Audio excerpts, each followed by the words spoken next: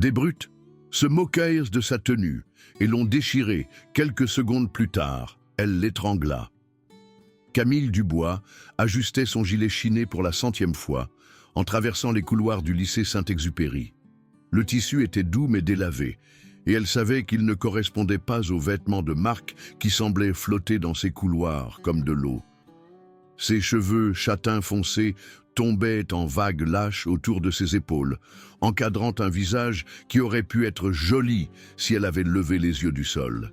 Elle était mince d'une manière qui la faisait paraître fragile, tout en angle vif et en mouvement prudent, comme si elle avait peur de prendre trop de place dans le monde. Le soleil matinal pénétrait à travers les hautes fenêtres du couloir principal, projetant de longues ombres auxquelles Camille essayait de se tenir en se dirigeant vers le premier cours. Elle était à Saint-Exupéry depuis 3 mois maintenant, depuis que sa mère avait trouvé un emploi au bistrot du coin, et elle se sentait toujours comme un fantôme hantant la vie de quelqu'un d'autre. Les autres élèves se déplaçaient autour d'elle comme si elle était invisible, ce qui était exactement ce qu'elle préférait. « Tiens, tiens, regarde ce que la friperie a vomi !» lança une voix qui fit se contracter l'estomac de Camille. Elle n'avait pas besoin de lever les yeux pour savoir que c'était Antoine Leclerc, le chouchou du lycée Saint-Exupéry, quarterback vedette, délégué de classe, et le genre de type qui semblait être né en sachant exactement comment le monde fonctionnait en sa faveur.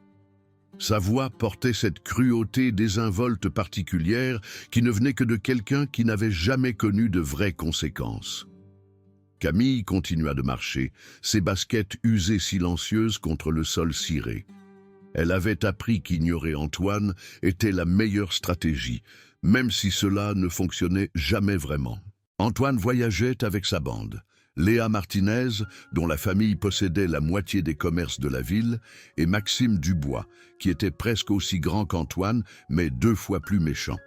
C'était le genre de jeune qui régnait sur le lycée, avec la confiance désinvolte de personnes qui savaient qu'il régnerait probablement sur tout le reste aussi. « Hé, je te parle !» cria Antoine, sa voix plus forte maintenant. D'autres élèves commencèrent à ralentir, sentant l'électricité familière d'un drame sur le point de se dérouler. Camille pouvait sentir leurs yeux sur elle, un mélange de curiosité et de soulagement de ne pas être ceux dans le collimateur. Elle s'arrêta à son casier, les doigts tremblant légèrement en composant la combinaison. La porte métallique s'ouvrit, et elle fit semblant de chercher un livre, tout en espérant qu'ils passeraient leur chemin. Mais Antoine avait ce regard particulier dans les yeux, celui qui signifiait qu'il s'ennuyait et avait besoin de divertissement. « C'est tout un ensemble », dit Léa, sa voix dégoulinant d'une fausse douceur. « Très unique. C'est vintage? Genre vraiment vintage ?» Les autres élèves rirent, et Camille sentit la chaleur lui monter aux joues.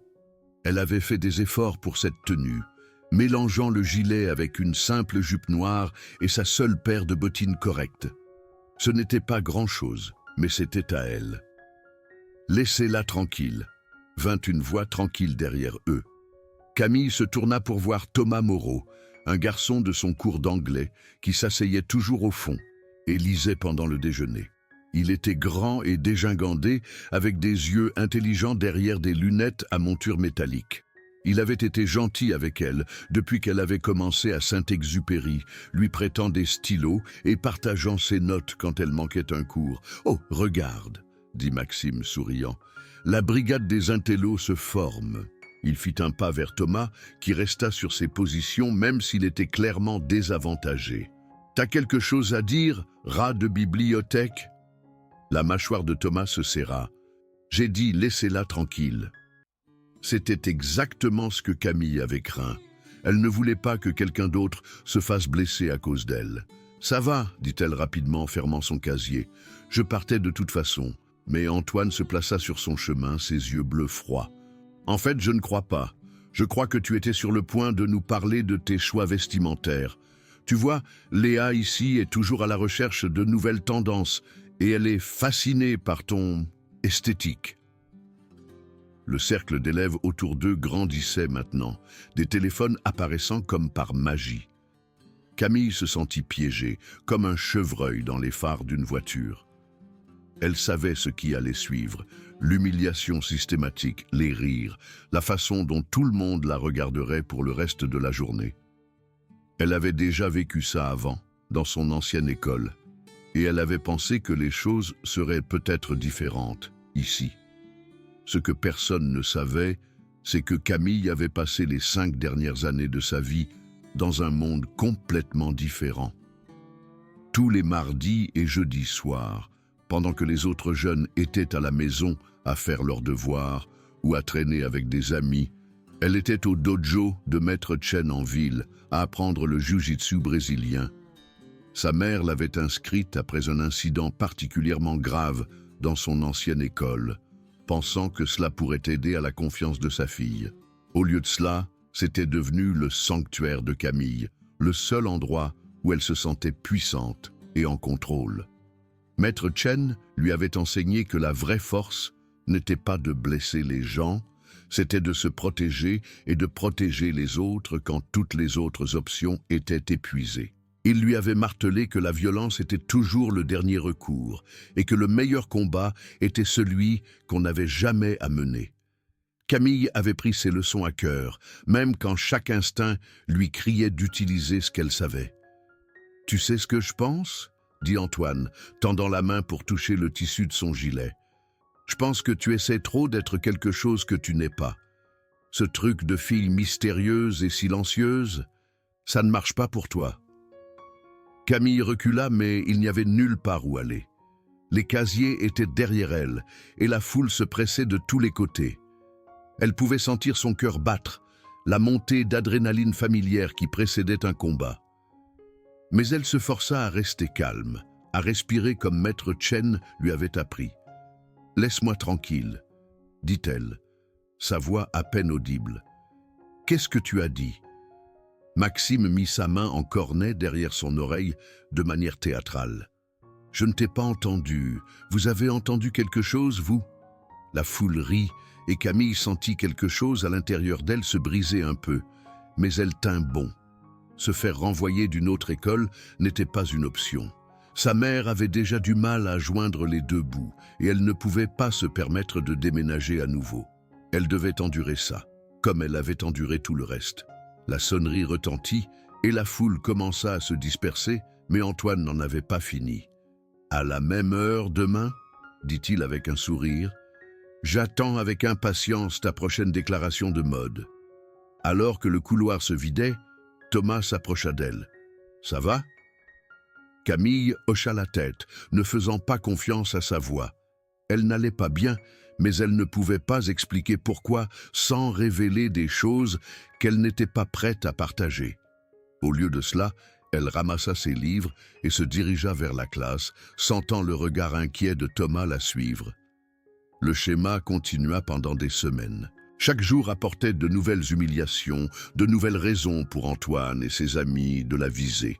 Il faisait tomber ses livres de ses mains dans le couloir, faisait des commentaires bruyants sur ses vêtements pendant le déjeuner et trouvèrent des moyens de l'exclure des projets de groupe en classe. Le pire était que les professeurs semblaient fermer les yeux, comme si s'occuper de la cruauté adolescente était en dessous de leur salaire. Un jour particulièrement difficile, Camille se retrouva dans les toilettes du sous-sol de l'école, rarement utilisées, essayant de laver des taches de nourriture sur sa chemise. Léa l'avait accidentellement heurtée pendant le déjeuner, faisant voler son plateau. La sauce de sa pizza avait éclaboussé sa blouse blanche, et elle n'avait pas les moyens de la remplacer. Alors qu'elle frottait les taches avec des serviettes en papier, elle entendit des pas dans le couloir à l'extérieur. Le sous-sol était généralement vide pendant le déjeuner, c'est pourquoi elle l'avait choisi. Mais apparemment, elle n'était pas la seule à connaître cet endroit caché. « Hé !» vint la voix de Thomas. « Tu es là ?» Camille soupira et ouvrit la porte. Thomas se tenait dans le couloir faiblement éclairé, l'air inquiet. « J'ai vu ce qui s'est passé à la cafétéria. Ça va ? Ça va ?» dit-elle automatiquement, puis baissa les yeux sur sa chemise tachée. Enfin, à peu près. » Thomas enleva son sweat à capuche et le lui tendit. « Tiens, Tu peux porter ça pour le reste de la journée. » C'était un simple geste, mais cela frappa Camille plus fort qu'elle ne s'y attendait. À quand remontait la dernière fois que quelqu'un lui avait montré une telle gentillesse élémentaire? Elle prit le sweat à capuche, remarquant qu'il sentait la lessive et quelque chose d'uniquement Thomas, propre, chaud et sûr. « Merci », dit-elle en l'enfilant. Il était trop grand pour elle, mais il était propre et doux, et cela lui donnait l'impression d'être protégé d'une certaine manière. « Tu sais, » dit Thomas prudemment, « tu n'es pas obligé de simplement encaisser. Ce qu'ils te font, ce n'est pas normal. » Camille le regarda, ce garçon doux qui lisait des livres de philosophie pour le plaisir et avait toujours un mot gentil pour tout le monde. Comment pouvait-elle expliquer qu'elle pouvait probablement maîtriser ces 3 tourmenteurs sans transpirer, mais que le faire détruirait tout ce pour quoi elle avait travaillé? « C'est compliqué, » dit-elle finalement. « La vie l'est généralement, » répondit Thomas. « Mais cela ne veut pas dire que tu dois l'affronter seul. » Quelque chose changea dans la poitrine de Camille à ces mots. Pour la première fois depuis des mois, elle eut l'impression de ne pas être complètement invisible. Thomas la voyait vraiment, et cela signifiait tout. Mais ce petit moment de connexion ne rendit que ce qui arriva ensuite que bien pire. Le point de rupture survint 3 semaines plus tard, pendant ce qui aurait dû être un après-midi de jeudi normal. Camille se rendait à la bibliothèque quand elle entendit des voix fortes venant du parking. À travers la fenêtre, elle put voir Thomas confronter Antoine près du terrain d'entraînement de l'équipe de football. Elle ne pouvait pas entendre ce qu'il disait, mais le langage corporel de Thomas était en colère d'une manière qu'elle n'avait jamais vue auparavant. Il gesticulait avec emphase, son attitude habituellement calme se fissurant. Antoine se tenait les bras croisés, ce sourire familier sur son visage, tandis que Maxime et Léa le flanquaient comme des gardes du corps. Le sang de Camille se glaça quand elle réalisa ce qui se passait. Thomas la défendait, et cela allait mal finir. Elle se précipita dehors, le cœur battant. En se rapprochant, elle put entendre des bribes de leur conversation. « La traiter comme des ordures, et pourquoi ?» disait Thomas. « Parce qu'elle ne rentre pas dans votre petite bulle ?»« Écoute, héros, » répondit Antoine, sa voix dangereusement calme. « Personne ne t'a demandé de jouer le chevalier servant pour le cas social. Tu devrais peut-être te mêler de tes affaires. »« Elle est mes affaires, » rétorqua Thomas, et Camille sentit sa poitrine se serrer. « Et j'en ai marre de te voir rendre sa vie misérable. » C'est alors que l'expression d'Antoine changea, devenant quelque chose de froid et de calculateur. « Oh, je vois, tu as un petit béguin pour la princesse de la friperie. C'est mignon, vraiment mignon. »« Ne fais pas ça, » avertit Thomas, mais il était trop tard. Antoine avait trouvé son angle. « Qu'est-ce que tu en penses, Léa ? Devrions-nous dire à Thomas ici ce que nous pensons vraiment des choix vestimentaires de sa copine ?» Léa gloussa, un son comme du verre brisé. « Oh, tu veux dire comment elle a l'air de s'habiller dans le noir? Ou comment elle sent toujours cet encens bizarre du magasin d'occasion ?»« Ça suffit, » dit Thomas, faisant un pas en avant. Mais Maxime était prêt pour lui, repoussant Thomas assez fort pour le faire trébucher. « Reste à ta place, rat de bibliothèque, » dit Maxime, « ou on va s'assurer que tu rejoignes ta copine dans la catégorie des losers. » Camille était assez proche maintenant pour voir le visage de Thomas, rouge de colère et autre chose, de la douleur. Il se mettait en danger pour elle, et elle ne pouvait pas laisser cela arriver. « Thomas » appela-t-elle en trottinant. « Qu'est-ce qui se passe ?»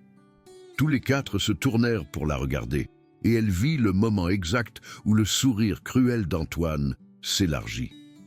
Il avait trouvé son opportunité parfaite. « Oh, timing parfait, » dit-il. « Nous étions justement en train de discuter de ton sens de la mode avec ton petit ami ici. »« Ce n'est pas mon petit ami, » dit Camille rapidement, mais le mal était fait. L'idée était lancée maintenant, et elle pouvait voir les rouages tourner dans la tête d'Antoine. « C'est ça, » dit Léa regardant entre eux. « Juste des amis, comme c'est mignon. »« En fait, » dit Antoine, « je pense que nous devrions apprendre à mieux connaître Thomas. Après tout, quiconque est prêt à défendre notre petite victime de la mode ici doit être plutôt spécial. » La menace était claire. et Camille sentit la panique monter dans sa poitrine. Se faire harceler était une chose. Elle pouvait gérer ça. Mais voir Thomas se faire blesser à cause d'elle, c'était inacceptable.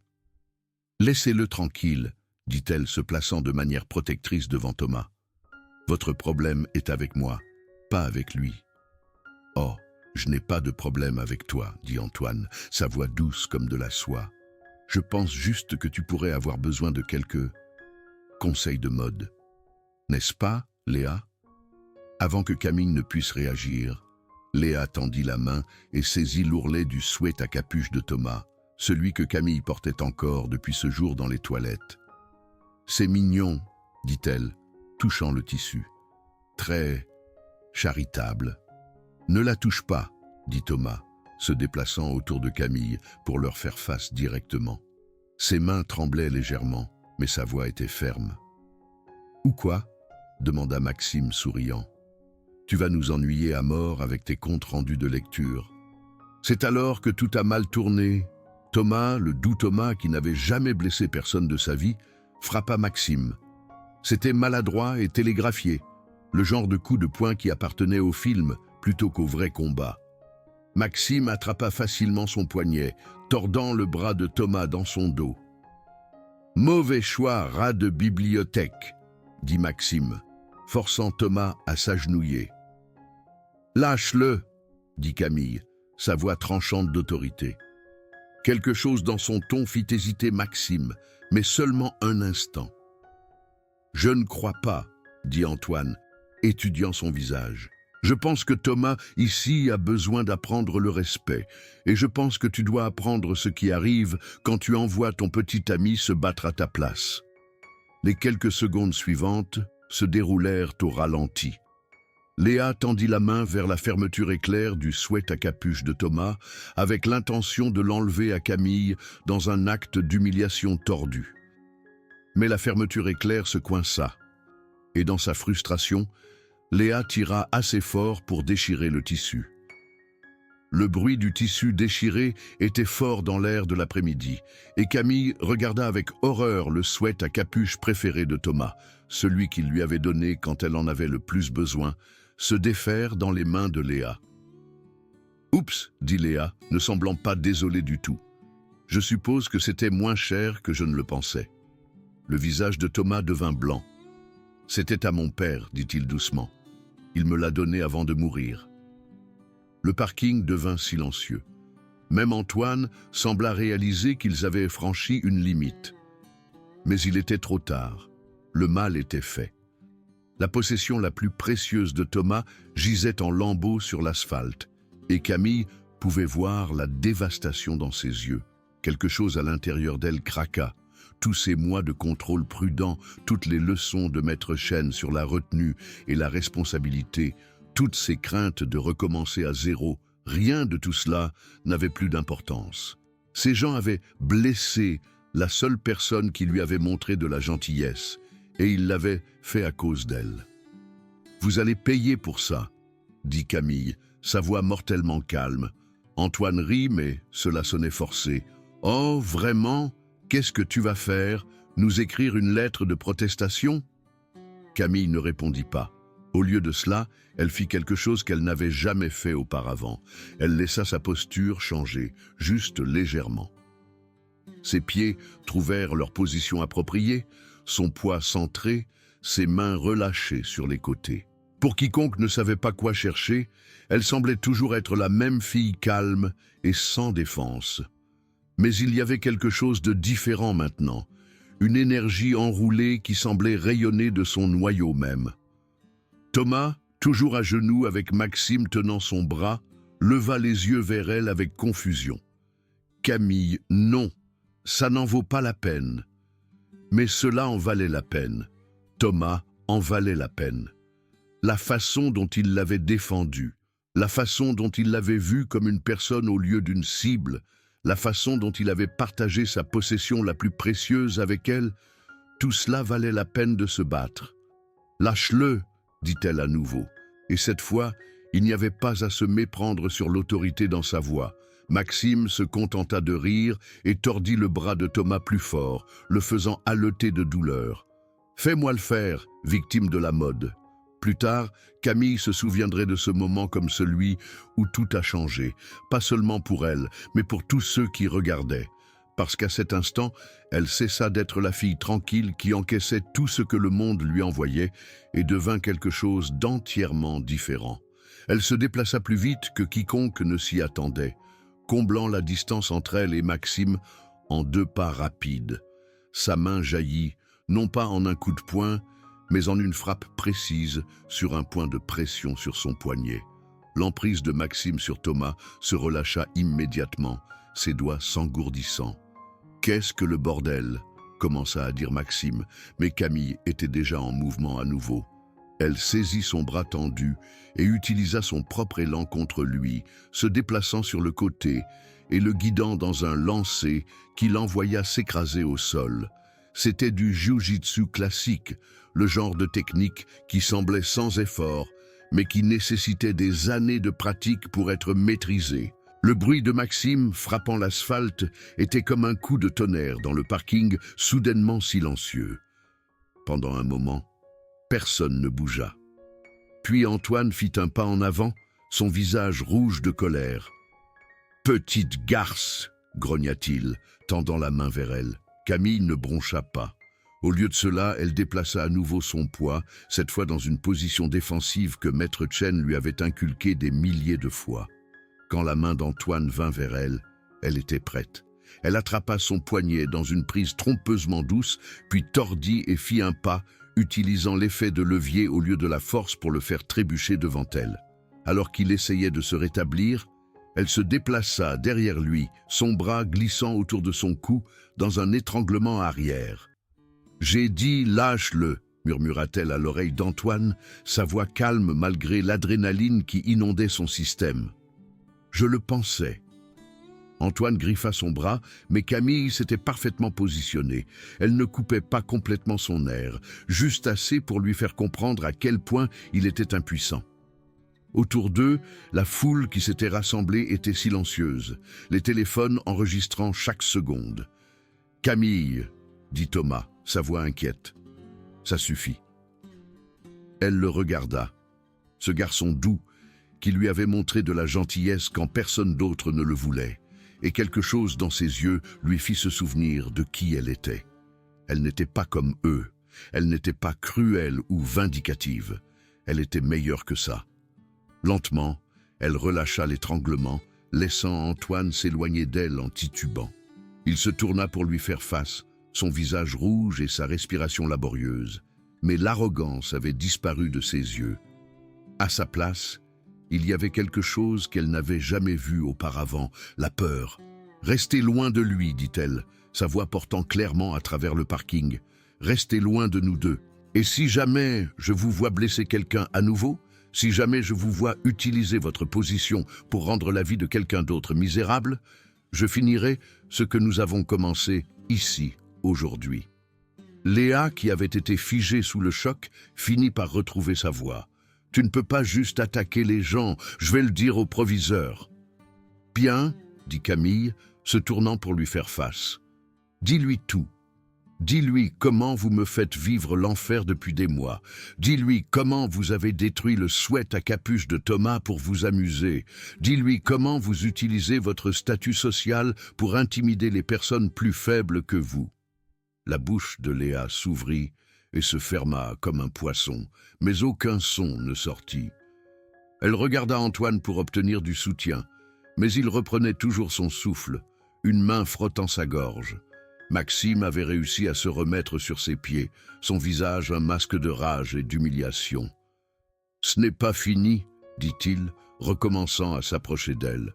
Mais Thomas se plaça entre eux, et quelque chose dans sa posture avait changé aussi. Il n'était pas le même garçon tranquille qui avait été forcé à s'agenouiller il y a quelques minutes à peine. Il se tenait plus droit maintenant, ses épaules en arrière, ses yeux féroces de colère protectrice. « Si, ça l'est, » dit-il fermement. « C'est fini, tout. » Pendant un moment, Ils restèrent tous les 5 en cercle, l'air épais de tension et du poids de tout ce qui venait de changer. Puis, lentement, Maxime recula. Il regarda Camille. La façon dont elle se tenait avec un équilibre parfait et une respiration contrôlée, et sembla réaliser que ce n'était pas un combat qu'il pouvait gagner. « Allez, dit-il aux autres, ça n'en vaut pas la peine. » Mais Antoine ne bougea pas. Il fixait Camille avec un mélange d'incrédulité et quelque chose qui aurait pu être du respect. « Où as-tu appris à faire ça ?» demanda-t-il doucement.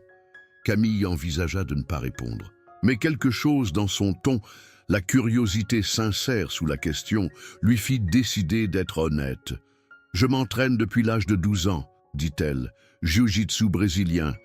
Ma mère pensait que cela aiderait à ma confiance. »« Est-ce que ça a marché ?» demanda-t-il, et il n'y avait plus de moquerie dans sa voix maintenant. Camille regarda autour d'elle la foule d'élèves qui la regardaient avec des yeux nouveaux. Thomas, qui la regardait comme si elle était une sorte de super-héros. Les 3 personnes qui avaient rendu sa vie misérable pendant des mois et qui la voyaient maintenant telle qu'elle était vraiment pour la première fois.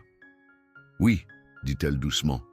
Je pense que oui. » La foule commença à se disperser, les élèves retournant à leur voiture ou vers le bâtiment de l'école. Mais l'énergie dans l'air avait complètement changé. Au lieu du mélange habituel de peur et d'anticipation qui entourait des affrontements comme celui-ci, il y avait autre chose, le sentiment que justice avait été rendue, que l'ordre naturel avait été rétabli. Alors qu'Antoine s'éloignait, il s'arrêta et se retourna vers elle. « Pour ce que ça vaut, dit-il, je suis désolé. Pour le sweat à capuche, pour tout. Ce n'était pas grand-chose. Mais c'était quelque chose. Une reconnaissance que des limites avaient été franchies, que de vrais dommages avaient été causés. » Camille hocha la tête, acceptant les excuses pour ce qu'elles étaient. Thomas s'agenouilla et ramassa les morceaux de son sweat à capuche déchiré, son visage triste mais pas amer. « Ce n'est qu'un vêtement, dit-il. » Mais Camille pouvait entendre la douleur dans sa voix. « Non. Ce n'en était pas un, dit-elle, s'agenouillant à côté de lui. C'était important pour toi. Cela comptait. Il la regarda vraiment. Et elle vit le moment exact où sa perception d'elle changea complètement. Tu aurais pu faire ça à n'importe quand, dit-il. Tu aurais pu arrêter tout ça il y a des mois. Je sais. Ou pourquoi tu ne l'as pas fait ? Camille réfléchit à la façon de répondre à cela. Comment expliquer le poids de la responsabilité qui venait avec le fait de savoir que vous pouviez blesser les gens, la peur de devenir la chose même que vous méprisiez, la façon dont la violence semblait toujours créer plus de problèmes qu'elle n'en résolvait. Parce qu'une fois que tu franchis cette ligne, dit-elle finalement, tu ne peux plus revenir en arrière. Et je ne voulais pas devenir comme eux. Thomas hocha la tête lentement, comprenant. Mais tu l'as fait quand même, pour moi. Tu m'as défendu, dit Camille. Personne n'a jamais fait ça avant. Ils restèrent assis là dans le parking vide, entourés des morceaux du sweat à capuche de son père, et quelque chose passa entre eux qui était plus profond que les mots. C'était la reconnaissance de la gentillesse donnée et reçue, du courage face à la cruauté, du moment où 2 personnes réalisent qu'elles ne sont pas seules au monde. Au cours des semaines suivantes, tout changea au lycée Saint-Exupéry. L'histoire de la fille tranquille qui avait maîtrisé le plus grand tyran de l'école se répandit comme une traînée de poudre, grandissant au fil des récits jusqu'à devenir une légende. Mais la réalité était plus subtile et plus importante que n'importe quelle histoire. Antoine ne devint pas une personne différente du jour au lendemain, mais il cessa d'être cruel. Il conserva sa position de garçon en hors de l'école, mais il l'utilisa différemment maintenant. Quand il voyait quelqu'un se faire harceler, il intervenait. Quand ses amis commençaient à s'en prendre à quelqu'un de plus faible, il arrêtait ça. C'était comme si le fait d'être forcé de faire face à sa propre vulnérabilité lui avait montré l'humanité chez les autres. Il fallut plus de temps à Léa et Maxime pour changer, mais le changement était perceptible. Sans l'approbation d'Antoine, leur cruauté désinvolte perdit de son pouvoir. Ils fréquentaient toujours leurs cercles exclusifs, mais le tranchant de la méchanceté avait disparu. Ils avaient appris qu'il y avait des conséquences à leurs actions, et cette connaissance les rendait plus prudents. Pour Camille, la transformation fut plus complexe. Elle n'était plus invisible, ce qui était à la fois une bénédiction et une malédiction. Les élèves qui ne l'avaient jamais remarqué auparavant se mettaient maintenant en quatre pour hocher la tête dans les couloirs. Les professeurs qui avaient ignoré sa main levée semblaient soudainement impatients d'entendre ses pensées. Elle avait gagné du respect, mais elle avait aussi perdu l'anonymat protecteur qui avait été son bouclier. Le plus difficile fut d'apprendre à faire confiance à sa nouvelle réputation. Pendant des mois, elle avait été définie par sa faiblesse, parce qu'elle ne pouvait pas ou ne voulait pas faire. Maintenant, elle était définie par sa force, par ce moment où elle avait choisi de se défendre. Les deux définitions semblaient incomplètes, comme s'il manquait des parties essentielles de qui elle était vraiment. Mais Thomas l'aida à naviguer dans cette nouvelle réalité. Il comprenait mieux que quiconque le poids d'être vu différemment, de devoir être à la hauteur d'un moment de courage qui vous avait défini aux yeux des autres. Ensemble, ils trouvèrent leur marque dans ce paysage changé. Leur amitié s'approfondit en quelque chose de plus au cours des mois suivants. Cela commença par des déjeuners partagés à la bibliothèque, puis des promenades de l'école à la maison, puis de longues conversations sur les livres, les rêves et l'étrange expérience d'être des adolescents dans un monde qui semblait n'avoir aucun sens. Thomas lui montra que la gentillesse n'était pas de la faiblesse, et Camille lui montra que la force ne devait pas signifier la cruauté. Le sweat à capuche déchirée devint un symbole entre eux. Thomas garda les morceaux non pas par tristesse, mais comme un rappel du jour où tout a changé. Et Camille, avec l'aide de sa mère, apprit à coudre pour pouvoir le reconstituer. Ce n'était pas le même. Les coutures étaient visibles, le tissu rapiécé par endroits, mais il était à nouveau entier. Différent, mais entier. Un soir, alors qu'ils étaient assis sur les marches devant l'école après une journée particulièrement longue, Thomas lui posa la question qu'elle attendait. « Tu regrettes ça? De t'être défendu ?» Camille réfléchit attentivement. Elle pensa aux mois de tourment, à la façon dont elle s'était sentie invisible et sans valeur. Elle pensa au moment où elle avait vu Thomas à genoux, blessé à cause d'elle. Elle pensa aux choix qu'elle avait faits et à tous les choix qui y avaient conduit. « Non, dit-elle finalement. Je regrette que ça m'ait pris autant de temps. » Thomas sourit, et c'était comme le soleil perçant à travers les nuages. « Je suis content que tu aies attendu, dit-il. Si tu l'avais fait plus tôt, je n'aurais peut-être pas eu la chance de te connaître d'abord. La vraie toi, pas la guerrière que tout le monde voit maintenant. » C'était une chose douce à dire, et cela fit réaliser à Camille quelque chose d'important. Elle n'était pas seulement la fille tranquille qui se faisait harceler, et elle n'était pas seulement la combattante qui avait tenu tête aux brutes. Elle était les deux à la fois, et plus encore, une personne complexe avec des forces et des faiblesses. Quelqu'un qui avait appris à être gentil sans être faible et fort sans être cruel. La leçon qu'elle avait apprise n'était pas seulement de se défendre, bien que cela en fît partie. Il s'agissait de savoir quand se battre et quand s'éloigner, d'utiliser sa force pour protéger plutôt que pour dominer, de la différence entre la justice et la vengeance. Maître Chen avait raison, le meilleur combat était celui qu'on n'avait jamais à mener. Mais parfois, quand toutes les autres options étaient épuisées, quand quelqu'un que vous aimez était en danger, parfois vous deviez être prêt à entrer dans l'arène. Alors que le soleil se couchait sur le lycée Saint-Exupéry, peignant le ciel dans des tons d'orange et de rose, Camille ressentit une paix qu'elle n'avait pas connue depuis des mois. Elle n'était plus la fille qui encaissait tout ce que le monde lui envoyait, mais elle n'était pas devenue la chose qu'elle avait toujours crainte non plus. Elle avait trouvé une voie médiane, une façon d'être forte sans être cruelle, d'exiger le respect sans devenir elle-même une brute. Le lendemain matin, elle se réveillerait et mettrait des vêtements qu'elle avait choisis parce qu'elle les aimait, pas parce qu'elle avait peur de ce que les autres pourraient penser. Elle traverserait les couloirs la tête haute, sachant qu'elle n'avait rien à cacher et rien à prouver. Et si quelqu'un avait besoin d'être défendu, si quelqu'un de plus faible se faisait harceler par quelqu'un de plus fort, elle serait prête. Mais pour l'instant, elle était assise avec Thomas sur les marches,